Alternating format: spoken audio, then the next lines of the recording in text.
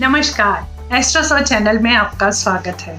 मैं डॉक्टर शेफाली गर्ग आज आपसे बात करूंगी श्री गणेश पर। गणेश शब्द का अर्थ ही है गणों के स्वामी। श्री गणेश को भगवान भोलेनाथ ने प्रथम पूजनीय होने का आशीर्वाद दिया। इसी वजह से हर शुभ काम से पहले श्री गणेश का पूजन किया जाता है, नाम लिया जाता है। तो आज हम बात करेंगे उनकी बहुत सी क्वालिटीज़ में से एक कि उनकी शारीरिक संरचना से हमें क्या सीखने को मिलता है।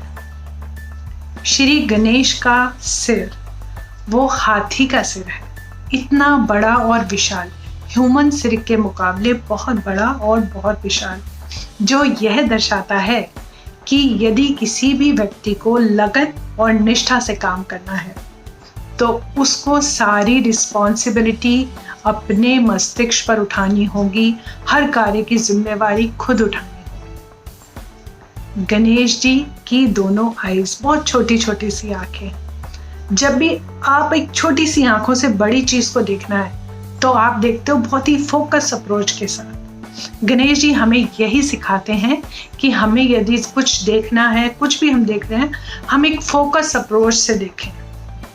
और इसके साथ ही हाथी की जो आईज होती हैं वो और लोगों से कुछ डिफरेंट होती हैं, मतलब वो हर चीज़ को अपने नेचुरल साइज से बड़ा देखती हैं, जो हमें यह भी मैसेज देता है कि गणेश जी कभी किसी को छोटा नहीं समझते थे, उन्हें उनसे ज़्यादा इज्जत, उन्हें उनसे ज़्यादा तवज्जो देते हैं।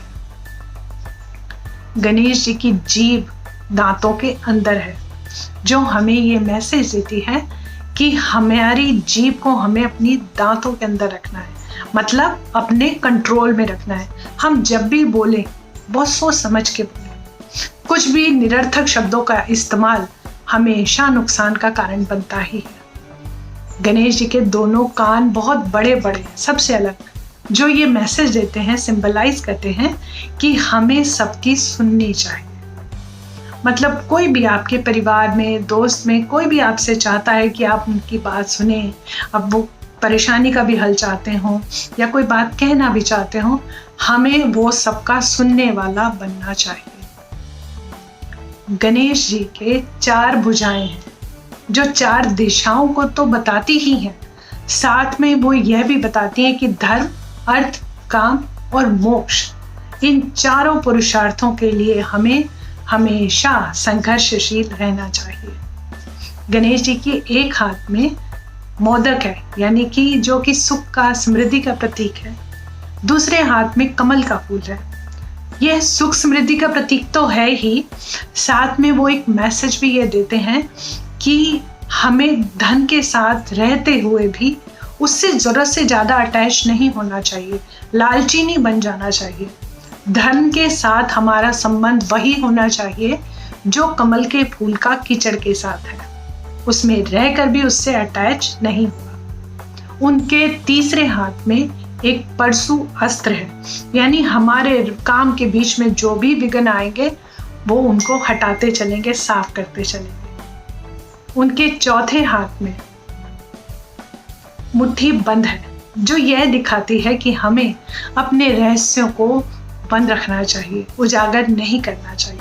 हमारे मन की जो भी बात है, अगर हम किसी को बता भी देंगे तो कभी कोई फायदा तो नहीं होने वाला, नुकसान ही होने वाला है। गणेश जी इसीलिए यह मैसेज देते हैं कि यदि आपके मन की कोई भी अच्छी या बुरी बात है, कोशिश करें तो उसको रहस्य के रूप में रखें। गणेश जी का एक और नाम है लंबोदर, यानी उनका एक बड़ा पेट होने की वजह से उनका ये नाम पड़ा, लंबा उदर।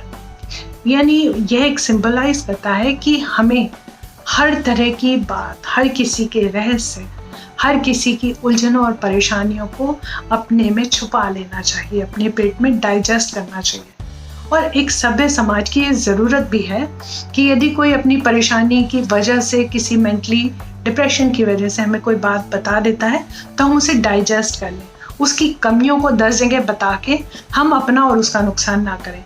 गणेश जी ये सिंबलाइज करते हैं। गणेश जी का वाहन है मूषक, यानी कि चूहा।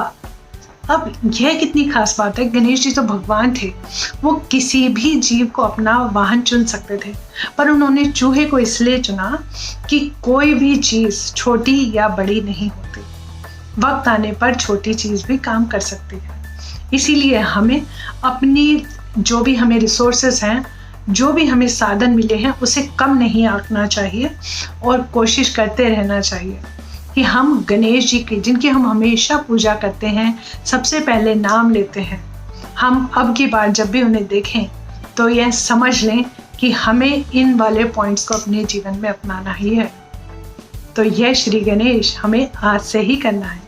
उम्मीद करती हूँ यह जानकारी आपको पसंद आएगा, आपके काम आए। धन्यवाद। अगर आपने अब तक हमारे YouTube चैनल को सब्सक्राइब नहीं किया तो सब्सक्राइब बटन को दबाकर हमें सब्सक्राइब कर ले और साथ में नोटिफिकेशन बेल को दबाना ना भूले, ताकि जब भी हम कोई नई वीडियो डालें तो उसकी नोटिफिकेशन आप तक सबसे पहले पहुंच सके। धन्यवाद।